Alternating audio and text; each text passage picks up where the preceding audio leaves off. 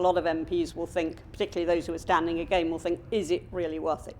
Just write the cheque and get rid of this problem. And I do understand that, but I think it does need saying, because I do not see why MPs who have always been meticulous with their claims should be tarred with the same brush as those who've gone in for sheer fraud, which some of them have, and greed, which some have.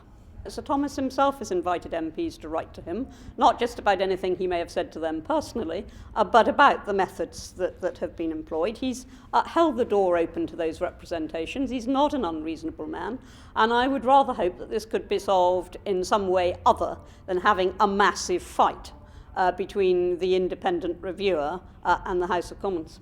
He appears to have been very arbitrary in what he's selected. For example, he hasn't looked at food. You've got some MPs who've spent thousands of pounds on food. Well, you've only got one stomach.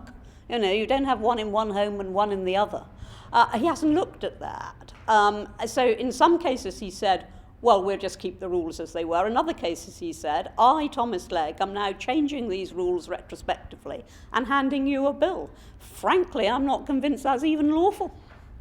I think that retrospective rules which tar people who've been meticulous and moral and fastidious with the same brush as people who've engaged in fraud and greed, I think that is deeply regrettable. But all that aside, I'm not convinced this is a lawful process. And if Parliament cannot govern itself by lawful processes, it's got no business telling the rest of the country what to do. I think the path of least resistance is clearly a very attractive one, particularly when you've got 6 months of an election, 6 months until an election, particularly when you've got a brand new Speaker in post.